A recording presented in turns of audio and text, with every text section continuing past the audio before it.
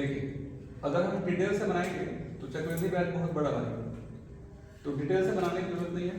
3 बेहतरीन तरीके बना रहा हूँ। हालांकि इसको बनाने के मेरे पास लगभग 8 तरीके हैं, लेकिन जो 3 सबसे बेस्ट तरीके हैं उस तरीकों को प्रयोग करके हम चक्रवृद्धि ब्याज निकालेंगे। अगर मैं मान के चलता हूँ कि मेरे पास मूलधन 9,000 रुपये है, ब्याज की दर 4% प्रति वर्ष वार्षिक है और टाइम पीरियड अगर 2 साल है, तो 2 साल के कंपोनेंट रेट को मैं कैसे निकालूंगा? P multiply 2R point R square divided by 100। यहाँ ध्यान रखिएगा, जब समय 2 साल रहता है तो 2 साल के कंपाउंड इंटरेस्ट को या 2 साल के चक्रवृद्धि ब्याज को किस तरीके से निकाला जाएगा, इसे हम इस फार्मूले का प्रयोग करके आसानी से निकाल सकते हैं। P multiply 2R point R square divided by 100। R का दुगुना और R का स्क्वायर बीच में दशमलव, यानी अगर मुझे मान लो 9,000 रुपये मूलधन दिया है, 9,000 गुणा करूंगा मैं R का डबल, तो 4 दूनी 8, 2 इंटू 4, 4 का डबल होता है 8 और 4 का स्क्वायर कितना होता है 16 डिवाइडेड बाई कितना 100।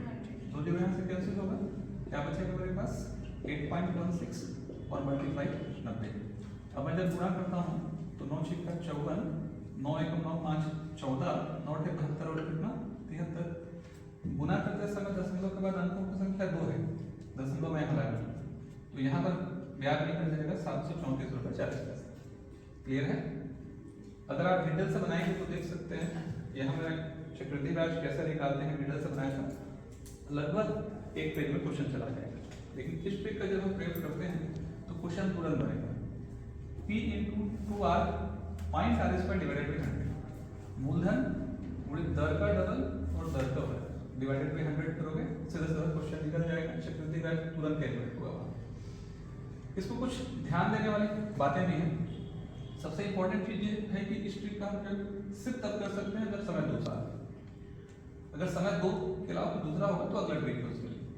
दूसरा महत्वपूर्ण चीज, ये जो 2R पॉइंट R स्क्वायर हम देख रहे हैं, इस 2R पॉइंट R स्क्वायर वाले हिस्से में एक सावधानी बरतनी पड़ती है, और सावधानी ये होती है कि जब भी हम R का वैल्यू इंक्लूड करते हैं, जैसे मान लेते हैं एग्जांपल के तौर पर कि R का मान अगर 18% है तो 2 गुणित 18 और यहाँ आएगा 18 का स्क्वायर, 18 दूनी 36, 18 का कितना होता है 324। तो आपको ये ध्यान रखना पड़ेगा कि राइट से लेफ्ट आना है और केवल 2 ही डिजिट चलना है। जो एक्स्ट्रा डिजिट आएगा उसे हम अगले में ऐड कर देंगे।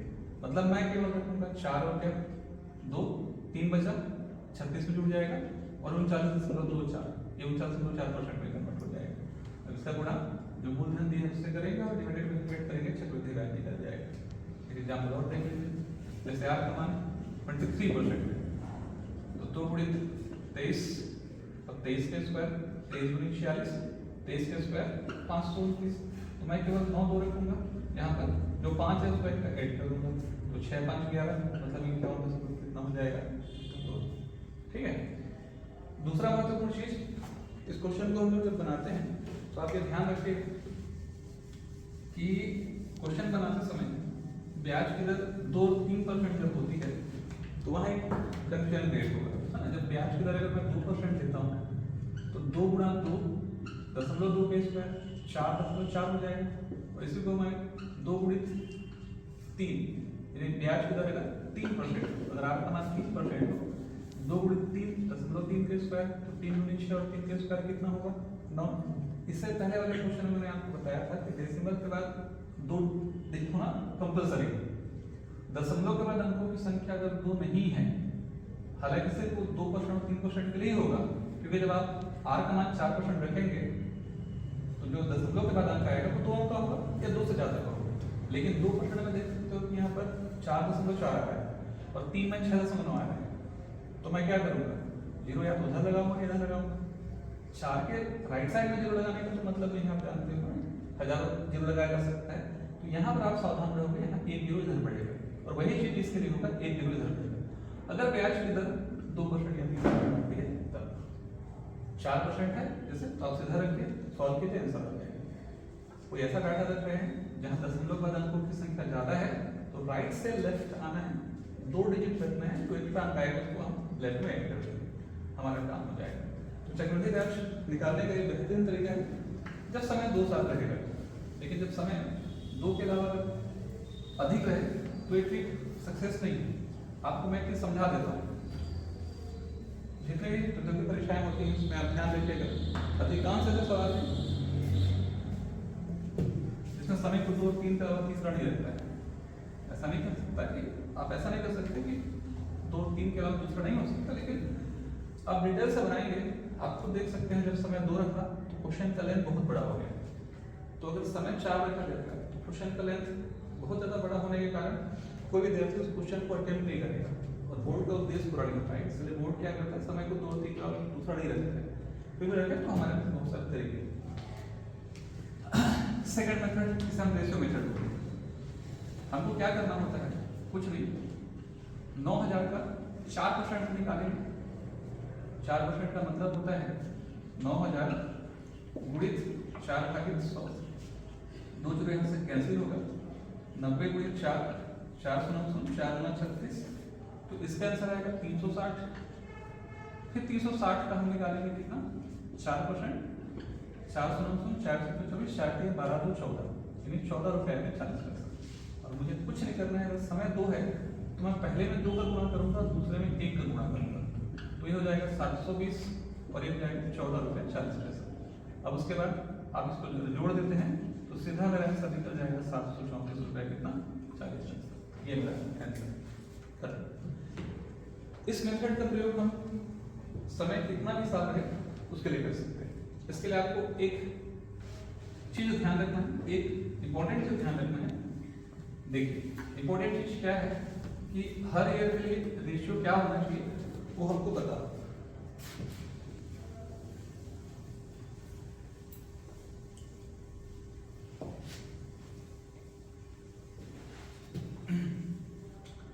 यहां पे जब समय 2 तो रेशियो होगा 2:1।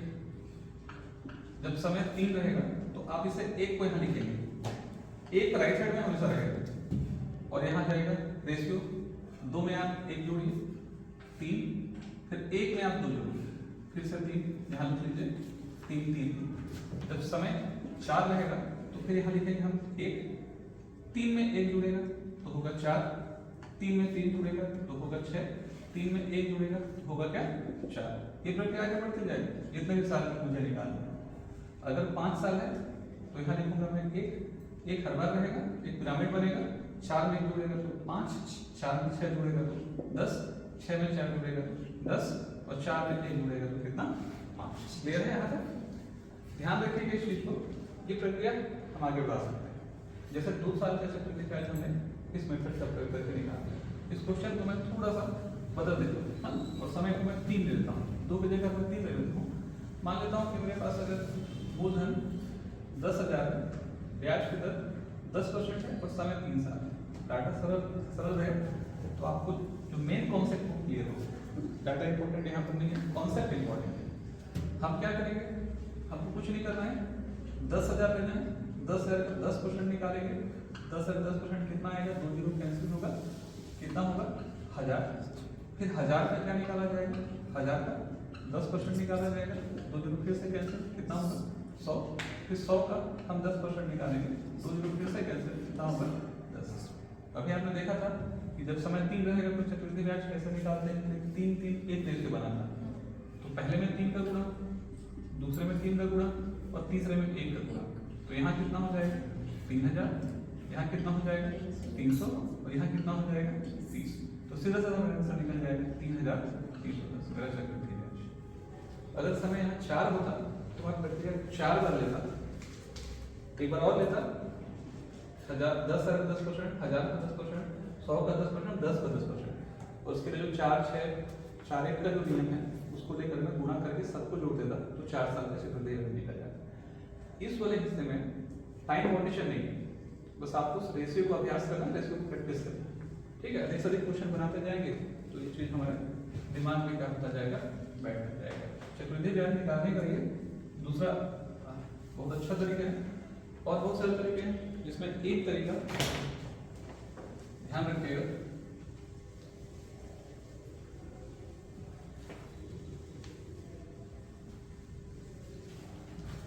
देखिए तो तीसरा मेथड है, मान लीजिए कि प्रिंसिपल 10,000 है, rate of interest 10% per annum है और टाइम पीरियड मुझे अगर 3 साल है, ठीक है। हम 4 साल ले सकते हैं, कोई इशू नहीं है, समय मुझे 4 साल है और 4 साल में मुझे कंपाउंड इंटरेस्ट निकालना है। तो मैं क्या करूँगा, ब्याज की दर पकड़ूंगा। ब्याज की दर होती है 10%। 10% का मतलब होता है 10/100, एक एलसीएम होगा और आएगा 1/10। 10 पे देखिए 10 पे 1 बढ़ रहा है, यानी ब्याज की जो दर है वो 10 पे 1 मिल रही है। और 10 रुपये लगाऊंगा तो 1 बढ़ के मिलेगी, तो 10 का 80 बढ़ के 11 हो जाएगी, फिर 10 का 80 बढ़ के 11 हो जाएगी, फिर 10 का 80 बढ़ के क्या हो जाएगी 11 हो जाएगी। क्लियर है? 10 का 80 बढ़ी तो 11, फिर बढ़ी तो 11, फिर बढ़ी तो 11, ठीक है। समय पर भी हम 3 में रखते हैं, इसलिए आपका जो हैबिट है 3 में नहीं, कैलकुलेशन आसानी से होगा इसके ऊपर। अब 4 में रखेंगे तो जो प्रक्रिया 3 to 4 के लिए होगी। तो अगर मान लेता हूँ कि समय अगर 3 साल है तो प्रक्रिया को मैं 3 बार रखूंगा, हर 10 पे 1 बढ़ रहा है ना, तो यहाँ से आप मल्टीप्लाई 10 × 10 × 10 तो क्या हो जाएगा 1000। कई बार ऐसी स्थितियाँ आती हैं कि लेफ्ट और राइट सॉल्व हो जाता है, कहीं ना कहीं रेशियो तो है 10 × 10 × 10 divided by divided by divided. अगर इधर रास्ते से कटेगी तो काट सकते हैं। अलग अलग ब्याज की दर देती है, पहले साल 10%, दूसरे साल 15%, 20%, ऐसे में आसानी से ये तरीका बेस्ट होता है बाकी तरीकों से। खैर आगे बढ़िए। तो 3 साल दिए हैं मुझे, तो 3 साल के हिसाब से 1000 हो गए और यहाँ से मैं बढ़ूंगा तो कितना हो जाएगा 1331 हो जाएगा। 1000 रुपये की राशि पर 1331 रुपये क्या हो गया, 1000 की राशि 1331 हो जाएगी, ब्याज नहीं मिलेगा, सीधे ब्याज नहीं मिलेगा। और ये इसका जो प्रोसेस है वो डिटेल से जुड़ा हुआ है। तो 1000 की जो राशि है वो क्या हो रही है 1331 में कन्वर्ट हो रही है। 1000 की राशि में 1331 में कन्वर्ट हो रही है, इसका मतलब है कि 1000 में मूलधन था ना, ब्याज कितना मिल रहा है 331 मिल रहा है। 1000 के मूलधन पर अगर 331 ब्याज मिलेगा तो क्वेश्चन के हिसाब से अगर मैं चलूंगा तो क्वेश्चन में क्या है, कितना है मूलधन 10,000, मुझे सिर्फ एक जीरो बढ़ाना पड़ेगा दोनों तरफ, है ना।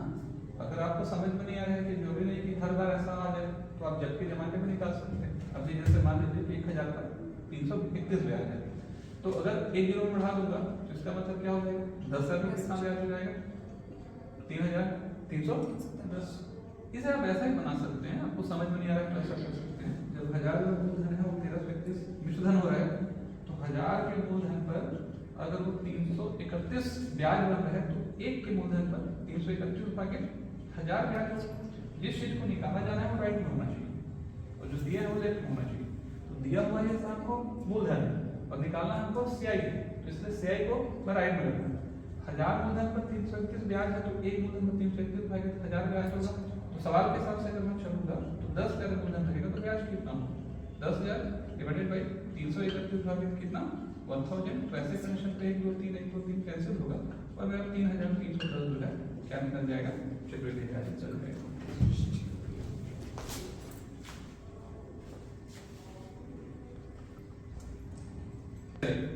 अब सेकंड क्वेश्चन हम लोग बनाएंगे। सेकंड क्वेश्चन है चक्रवृद्धि ब्याज और साधारण ब्याज का अंतर कैसे निकालेंगे।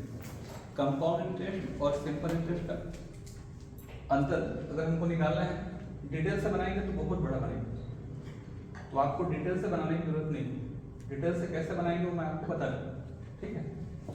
देखिए पहला मेथड है, अगर हम सीआई और एसआई का रेशियो निकाल रहे हैं तो जो सबसे पहला मेथड होगा, ध्यान रखिएगा इस चीज को, अगर समय 2 साल है तो डिफरेंस निकालने का तरीका होता है P × R/100 का होल स्क्वायर।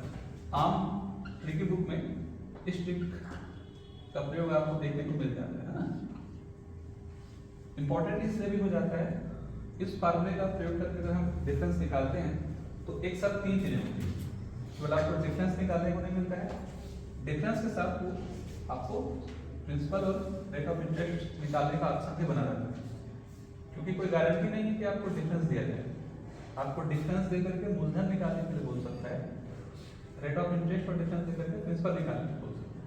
तो अगर मेरे पास सामान्य रूप से एक मूलधन है, ब्याज की दर और समय है, तो डिफरेंस मैं कैसे निकालूंगा, यहाँ रखूंगा मूलधन, यहाँ रखूंगा ब्याज की दर 10% और इसे 100 कर दूंगा होल स्क्वायर लेकर के, है ना। तो 1 0 कैंसिल होगा और यहाँ से ये निकल जाएगा 1 में 10 का स्क्वायर मतलब कितना होता है 100, 2 0 कैंसिल। मैं आसान से आसान डाटा ले रहा हूँ ताकि आप मेन कॉन्सेप्ट को समझ सकें। ये पहला मेथड हो गया, सीधे क्वेश्चन बनेंगे। सेकंड मेथड ये है कि आप कुछ मत कीजिए, आप सीधा सीधा हवा में क्वेश्चन को बना सकते हैं, ओरल, बिना कुछ किए। कैसे? जो ब्याज की दर है 10%, अगर हम 10% सरल करेंगे तो होगा 1 बटे कितना 10। जो 1 का बटे में रहेगा वो a होगा, यानी a यहाँ 10 हो जाएगा। जो मूलधन होगा उस मूलधन को a स्क्वायर से डिवाइड करना है। मूलधन कितना है 1000, तो 1000 को मैं डिवाइड करूंगा इसके स्क्वायर से, तो 10 का स्क्वायर कितना होगा 100। आगे आपको बस नहीं होती। ये सेकंड मेथड है। किसी भी डिफरेंस को इस मेथड का प्रयोग करके हम निकाल सकते हैं अगर समय 2 साल दिया है तो। ये सेकंड मेथड है, यानी दर को सरल करना है, दर को सरल करके 1 बटे a लेना है, एक उत्तर आ जाएगा 10, a का जो स्क्वायर होगा उसे डिवाइड करना है, खत्म। जो तीसरा तरीका होगा, जो तीसरा मेथड होगा, ध्यान दीजिए इसको अपन, जो तीसरा तरीका होगा